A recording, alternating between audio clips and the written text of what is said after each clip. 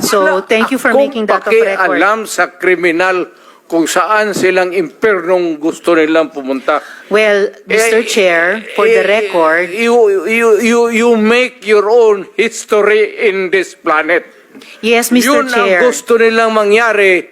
Doon sila sa impyerno at doon tayo magkita. Well, Mr. Chair, wala namang jurisdiction ng Senado sa impyerno. Dito lang sa bansa natin pwede tayong mag-investigate. Doon tayo pupunta. Well, wala po akong ambisyon pumuntang impyerno pa. Pero Mr. Chair, ang punto lang nito ay, salamat kaayo Mr. Chair.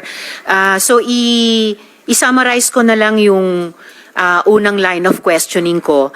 The point of my question tungkol sa assuming responsibility or not kina Kian, Carl Anthony Nunez, itatanong ko rin dapat si Althea Barbon na 4 years old at si Carl Arnaiz at si Reynaldo de Guzman alias Kulot na confirm sa Caloocan Court na the evidence was merely planted by the police. Ang point ng unang questioning ko na yon ay kung ina-acknowledge nyo o hindi na yung policy nyo caused the death of innocents. So lastly, Mr. Chair, actually may mga 100 tanong pa sana ako sa dating presidente pero na-high blood yata sila sa akin. So 2 huling tanong na lang. Una po. Yes, Mr. Chair. Ganun lang siguro kasi excited lang ako. First time ako naka-appear ng Senate. But walang personalan yan. It has nothing to do with you, pati yung karakter ko.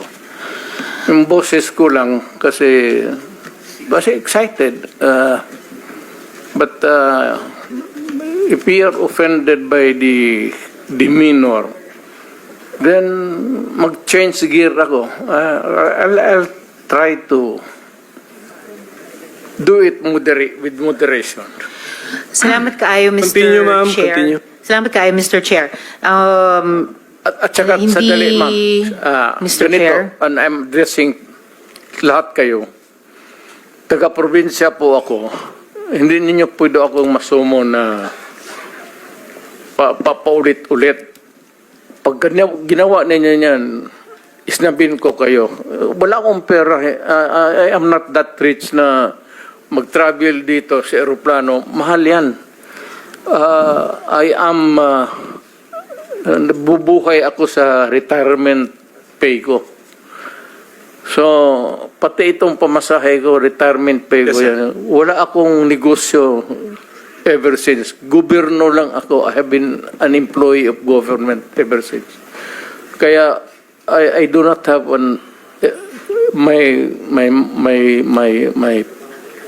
my public life is open to everybody. So, magastos masyado, ma'am. Kaya, kung maaari lang, tapusin natin ito hanggang bukas. Huwag na tayong umalis dito. Thank you, Mr. President. Salamat kaayo, Mr. sir. Chair. Tapusin talaga natin ito. Tapusin natin ito dito ngayon. Huwag tayong umalis dito hanggang umaga. Umabot man tayo hanggang umaga bukas. Huwag tayong umalis dito. Tapusin natin dito. Okay, Mr. President, we are prioritizing the questions directed to you. Sige, Senator Ortiveros. Salamat kaayo, Mr. Chair. So, pangalawang tanong ko, tinawagan nyo ba si Senior Superintendent Padilla para i-congratulate siya sa pagpatay sa 3 high-value targets na Chinese nationals na inilagay sa loob ng Davao Penal Colony? Kasi sinabi nyo daw, congrats Superintendent Padilla, job well done. Pero grabe ang ginawang dinuguan. Do you confirm this, Mr. Chair? You call Padilla now because he is lying. I do not know him. And I do not have to congratulate this policemen and soldiers. Trabaho ninyo yan. Why do I have to congratulate you? Magtrabaho kayo dyan. So you do not confirm na tinawagan nyo si I do Senior not- Superintendent Padilla? I only congratulate people with who itong mga police na graduate with honors kasi nagtuturo ako sa Police Academy. May congratulatory message ako. Pero congratulate ako ng ano. Well, Mr. Chair, of course, absolutely hindi naman natin kailangan investigate yung graduating with honors sa academy. Pero yung EJ case sa war on drugs, kailangan talagang kaya natin iniimbestiga. Kaya ma'am, huwag Mr. tayong Chair, umalis dito sa kwartong ito hanggang matapos ang gusto ninyong kunin sa akin. well, Mr. Chair, so yung huling tanong ko for today, for the record, Bakit ano po? tinawag Mr. ninyo Chair. ako dito tapos yan lang ang huli ninyong tanong? May mga colleagues pa yata tayo, Mr. Chair, na magtatanong sa dating presidente.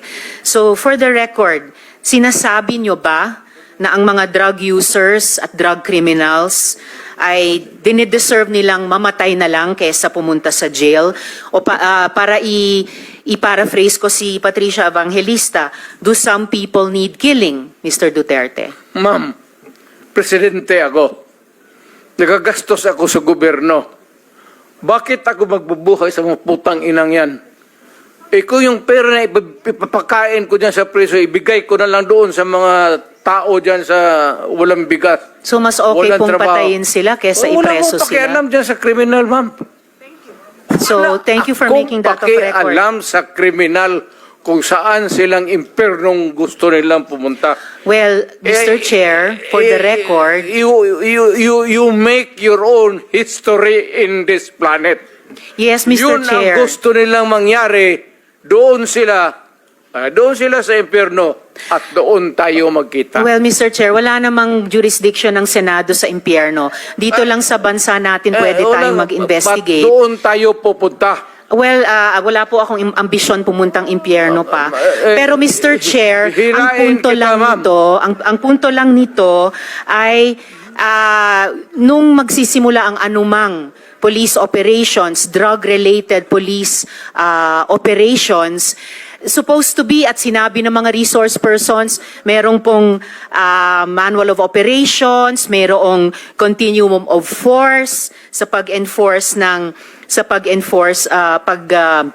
implement ng police anti-drug operation. So, ang premise is, yun na nga, arrest muna at build the case.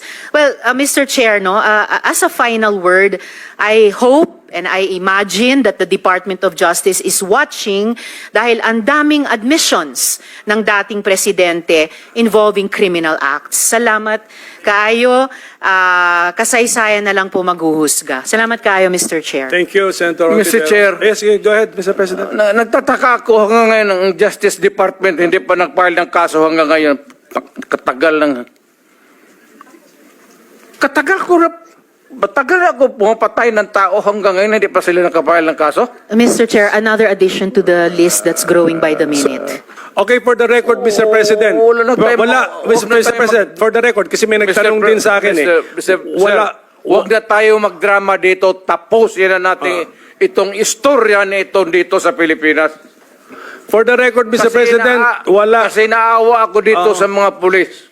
Sa totoo lang, naawa ako sa mga pulis, pati sundalo. Kaya ako, akin, mine and mine alone. Pag nag-inutusan ko ito, mag-operate itong mga buang na ito, kung anong mangyari, akin yan. I'm emotional because I've been longing to state this particular sentiment. Protektado ko yan sila. Basta in the fulfillment of duty, Mr. Senator, yan sila, naging chief of police yan. Protektado ko ang police pag nagtrabaho in the fulfillment of duty. Pero alam nila, ang mga police na pumasok ng kidnapping, alam nila yung police nila, pinatay ko.